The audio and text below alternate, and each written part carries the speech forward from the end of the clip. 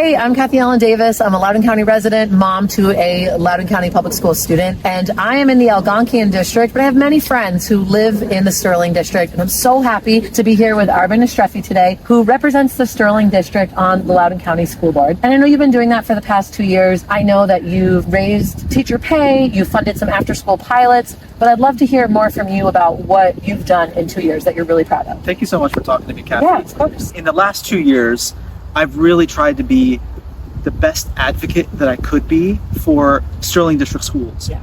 As you may know already, we have the largest number, the concentration of our Title I schools here in the Sterling District. And then we have a little part of Ashburn or Loudoun Valley too. We're probably the most diverse part of the county, right? For so long, I think there's a lot of folks in the community who felt that there was not enough attention overlooked a little bit to those schools. Yeah, absolutely.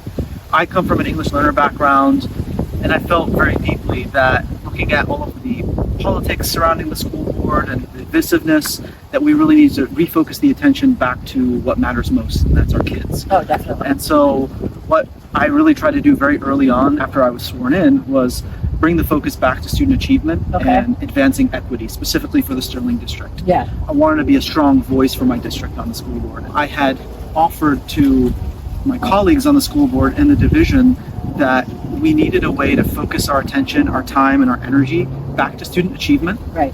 And we didn't really have the outlet to do that. And so I championed creating the Performance Monitoring Committee, or our Student Achievement and Equity Committee, where we could focus our work and our time on just that, right? Is how do we support our most vulnerable learners? How do we take some of the challenges that we have in the division and really be laser focused on them? How do we bubble up the issues so that we can bring the right attention and the right focus onto those issues? And so one of the things that I've done that I'm really proud of, and that work doesn't end, right? Yeah, it's constant. It's constant. The other thing that I wanted to convince my colleagues of, because we, as a board, right, we don't have say or power as individuals, right? We have to work together to make a difference and to govern. And so one of the things that I really wanted my colleagues to understand was that we didn't have any special programs or academies in Eastern Loudoun. And the majority of our residents in Loudoun County are in Eastern Loudoun. And so that was an inequity. It was also an access issue, because there was this assumption that if we just build special programs like the Health Sciences Academy and the IB and some of these other programs like academies in Central Loudoun, that they were automatically accessible to everyone in the division, which is not the case. I advocated really hard for bringing the IB program, the International Baccalaureate program, to Parkview High School. Oh, amazing. A lot of the things that I've done on the school board, as you can imagine, we don't all agree on priorities, right? Everyone has the things that they're advocating for. All of the things that I have put forward, I'm really happy that my colleagues have supported almost unanimously. That's amazing, especially with everyone on the school board. There's some contentious things sometimes. So to hear unanimously or almost unanimously is great. Everyone wants to support students. You keep bringing those things, then there's a discussion to be had, and students always coming out on top, which is, I'm sure, what people want. As a parent, that's what I want. Yeah. One of the things you mentioned was raising teacher pay. One of the things that I wanted to see out of a budget, just don't forget we were a brand new board. And we got thrown into the budget cycle when we were sworn in. One of the things that was very clear to me was, although we didn't have much time to go through that budget, I wanted to be able to see from a transparency and governance perspective, how much of that budget, what percentage of it was going to schools versus other initiatives. And so now, as we go through each of our budget cycles, we're able to see that off the bat, right? As if we're proposing anything new, if it's a new program or new positions, what percentage of these are going to schools that are school-based? Keeping the lens focused on where the return for that investment is going to be maximized, and that's in our classrooms or in our schools. In that budget cycle, one of the things that I fought for, along with a few of my colleagues, was flexible staffing. Which is this assumption that our school communities know what their gaps are and what they need the most. And so if we give them the discretion, right, and you combine that with really strong school improvement plans, that they know the positions that they need the most. I also pushed for Title I specific positions. So above and beyond flexible staffing, we added more positions that were only focused on our Title I schools that needed those extra resources, right? So pushing resources to the schools and the communities that need it most. I love how it keeps coming back to equity, because we are a huge school district. Yep. We have so many different schools from Eastern to Western. Being on the board, you kind of have that bird's eye view, and also you're representing your specific district. I just love that you're looking out for the needs of your specific district. I know we were talking that you go to schools and see what's going on there too.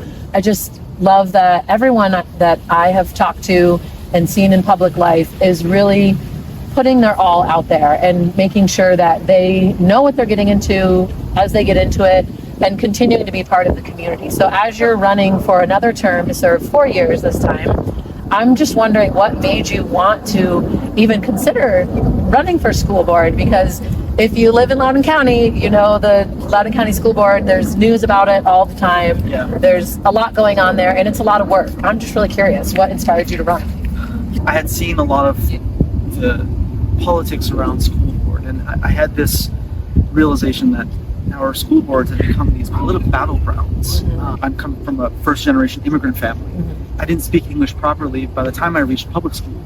I was lucky I had a mother who was speaking in broken English and show up at the school and advocate for me when she knew that I wasn't doing well, right? I was coming home and I wasn't thriving.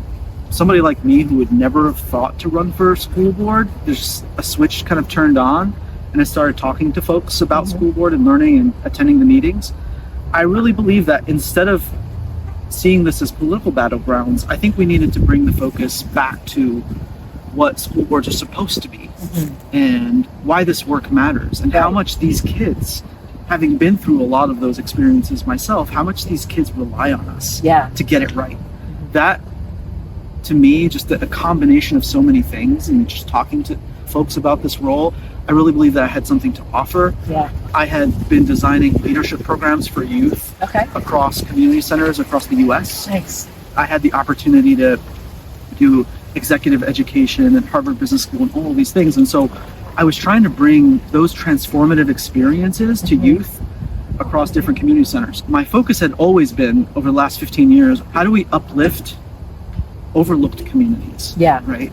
And so if it were not for the opportunity to really make an impact on the Sterling District, I don't mm-hmm. think that I would have run initially. Yeah. That was a big motivator for me. What I said in my first campaign over and over and over again was that if we uplift the Sterling District, we will uplift all of LCPS. Yep. Everyone's going to come up. Yeah. Right? If I'm reelected, hopefully for another 4 years, I will continue to say that as much as I can, because I really believe it. And we are seeing this in LCPS, where enrollment might be flat, right, or going down, but our populations of English learners and special education students is going up. Yep. And so the needs are rising across the division, not just in Sterling. Exactly. And so if we can solve for these issues, if we can better serve those students, that we will really uplift the division and begin to tackle some of our hardest questions. And we've already started doing that in the last 2 years with the Virginia Literacy Act, and pushing the science of reading and figuring out how we're going to get literacy right in our division. Yeah.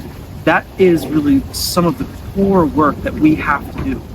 And then it's figuring out, how do we keep the best teachers in Loudoun, and how do we remove the things that are suffocating them, right, and pushing them away from this profession. Knowing the role that our teachers play, specifically in our Title I schools, they're a part of the core community. Right? Yeah, I know a few in particular who are amazing, so shout out to them. Yeah, and we've been doing some really great work, but that work isn't finished. Some of the things that I want to do or continue to focus on are very much related to that, to literacy.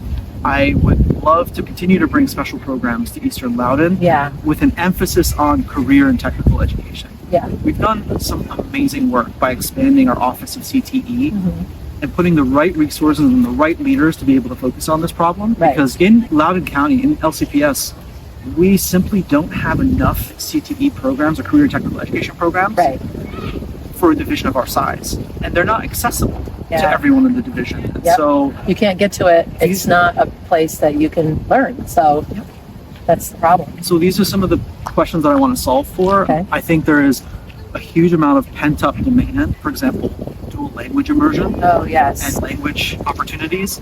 We made some real progress by approving these Academy for Global Linguistics. And that's going to be an amazing opportunity. That's going to be hopefully in Eastern Loudoun, which I'm excited about. Woo, Eastern Loudoun. You know, I joke with my wife, I've said this to others as well, is that if we move to Arlington or another county, our little one could learn Korean or Japanese. Yeah. And we have communities here that speak Hindi, Urdu, Telugu, Arabic, right? Yeah. But there's not enough opportunities, whether that's dual language immersion or just language opportunities that we have at the schools to meet that demand. Yeah. These are some of the things that I really want to focus on.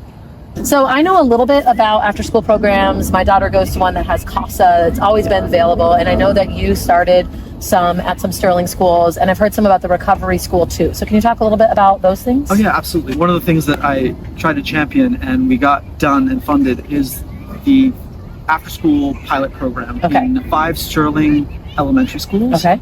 We're really trying to understand and meet the unmet needs that families have for after-school programming that has enrichment and that includes free transportation. Yes. Which isn't usually the case with the CASA programs. They have wait lists, there's a cost associated to it, so there's access issues. Yeah. Those programs have been sometimes hard for the county to staff.